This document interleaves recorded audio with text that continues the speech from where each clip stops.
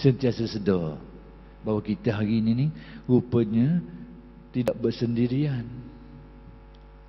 Sentiasa berkait dengan penciptanya, sentiasa diuruskan oleh penciptanya, sentiasa ditadbir oleh penciptanya.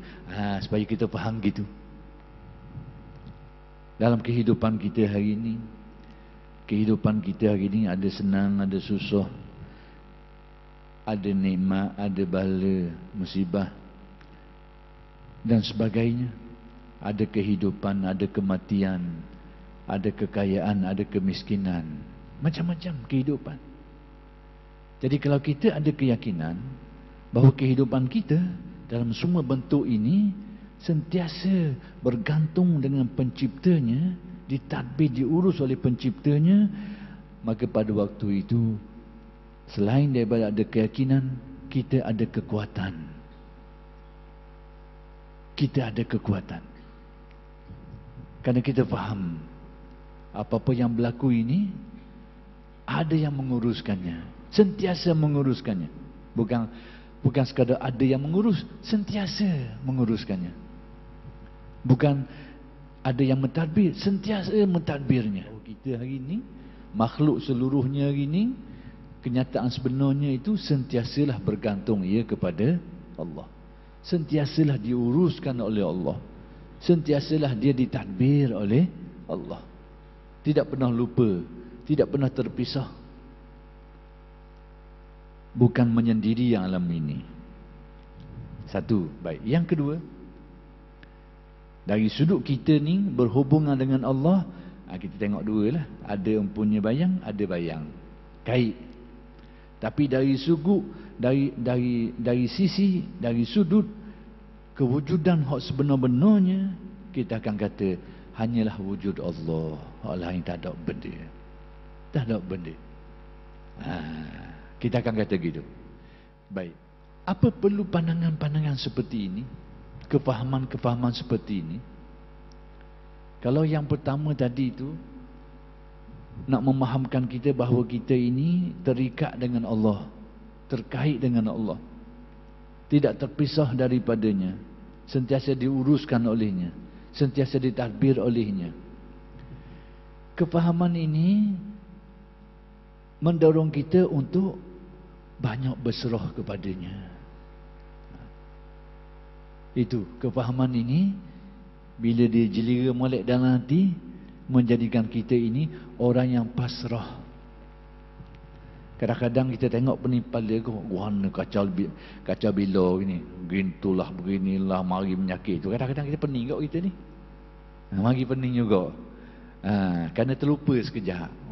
Warna ni, kesusahan hari ni, kecelaruan dari segi ekonomi lah, politik lah, masyarakat. Kadang-kadang mari kat mikir, Allah, warna gini ni, mari mikir. Tapi bila ada kesedaran ni, semua itu diuruskan.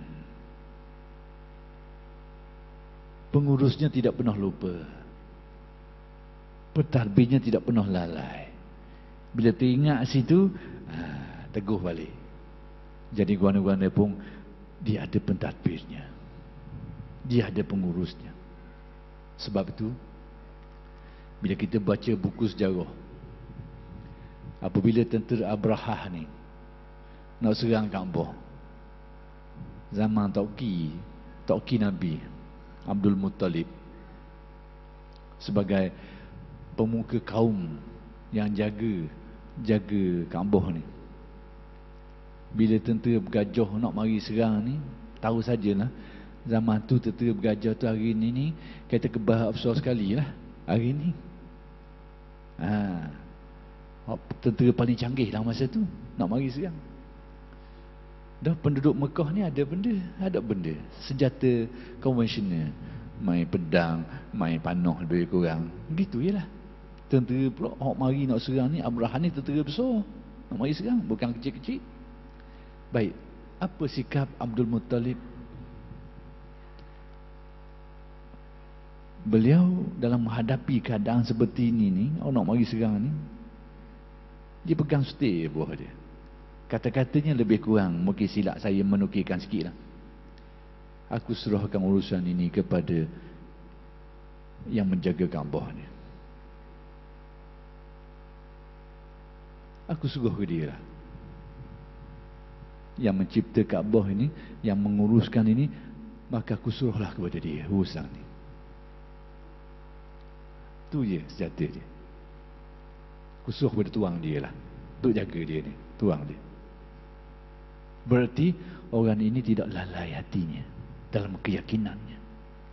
Kita susah hati kat padang dah, mati dah kali ni. Kau kata tak ada buah ni tak ada. Tapi ternyata Abu Muttalib ada keyakinan ini. Aku suruh benda ni kepada tuang dia lah, untuk jaga dia Kaabah. Lihatlah apa yang berlaku pada tentera Abraha. Tentera besar seperti itu tiba-tiba hancur dengan begitu mudah. Sebab apa? Ada tuang yang jaga. Jadi kita hari ni begitu juga. Bila tengok kecelaruan hidup macam-macam, kadang-kadang mari pening kok, pening. Bila tak ada keyakinan ini, tak ada kefahaman ini, pening kita. Kadang-kadang kita ni lebih pening daripada keadaan sebenar. Pening kita ni berat lagi daripada masalah. Kita ni bermasalah lebih berat daripada masalah yang ada tu. Kadang-kadang masalah dah setara mana, tapi berasa bermasalah tu berat lagi. Kena molek berlaku. Jadi bila manusia ada keyakinan, semua ini ada pentadbirnya. Jangan susah hati sangatlah, maksudnya. Cari jalan, kena cari jalan. Itu bahagian syariat yang ajar kita supaya cari jalan untuk selesai. Tapi bahagian keyakinan hakikatnya, mu jangan bimbang sangatlah. Ada tukang atur, ada pentadbirnya, ada pengaturnya, ada pengurusnya. Kau suruhlah kepada dia. Inilah yang akan menjadikan kehidupan kita seimbang, yang menjadikan perjalanan hidup kita di atas landasan dan dasar yang kukuh. Keyakinan itu, keyakinan bahawa alam ini, sekalipun musibah itu musibah ini, bencana itu bencana ini, dia ada pentadbir dia, dia ada pengurus dia, dia ada penjaganya. Kena pandang situ. Jadi musibah mana-mana pun kita ada keyakinan, kita ada tempat berpaut, kita ada tempat untuk kita mengadu atas keyakinan ini. Itu bahagian pertama. Baik, bahagian kedua tu pula, bahawa alam ini hancur binasa dalam keesaan Allah. Yakni jika dibandingkan dengan keesaan zat Allah, alam ini tak ada benda. Hak wujud sebenar hanyalah keesaan zat Allah semata-mata. Alam ni ibarat tak ada benda lah. Jadi dari segi pandangan hakikatnya, kamu pandang sebenar, tak ada benda ni hak sebenarnya. Baik, yang kedua ini untuk tujuan apa? Yang kedua ini supaya kita ini tidak dikuasai oleh ketamakan terhadap duniawi. Apa-apa yang ada depan mata ni sebenarnya tak ada benda belaka. Mungkin sedar hakikat tu. Hak kekal sebenar hanyalah Allah Subhanahu Wa Taala. Dia beringat semua tu. Hak lain nampak depan mata, tapi hakikat sebenarnya tak ada benda. Bukan hakiki, dengan arti bukan hakiki. Supaya kita tersedar. Kesedaran inilah yang akan mencabut, kalau tidak mencabut pun akan mengurangkan kegilaan kita terhadap duniawi. Kegilaan. Kadang-kadang kita dilanda dengan penyakit tamuk.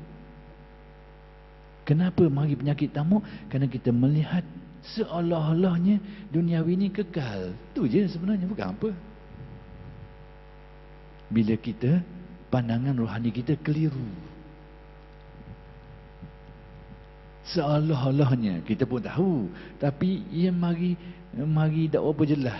Itu seolah-olahnya bahawa segala keindahan ini, segala dunia keduniaan ini, duniawiyah ini, hal-hal keduniaan ini seolah-olahnya kekal. Kita tahu memang tak kekal, tapi dalam perasaan ini tak ada buah tu. Seolah-olahnya macam kekal. Itulah yang akan menimbulkan ketamakan manusia. Lalu apa kesannya? Berlakulah tipu menipu, bunuh membunuh, peteh memeteh, dan macam-macam. Kerana ini. Akibat dari jiwa yang sudah rosak kerana pengaruh keduniaan yang tidak terkawal. Kita dengan Allah pun jadi semakin jauh. Semakin jauh apabila jiwa kita dipengaruhi oleh perasaan-perasaan seperti ini. Puncanya kerana kita tidak melihat dengan jelas hakikat ini.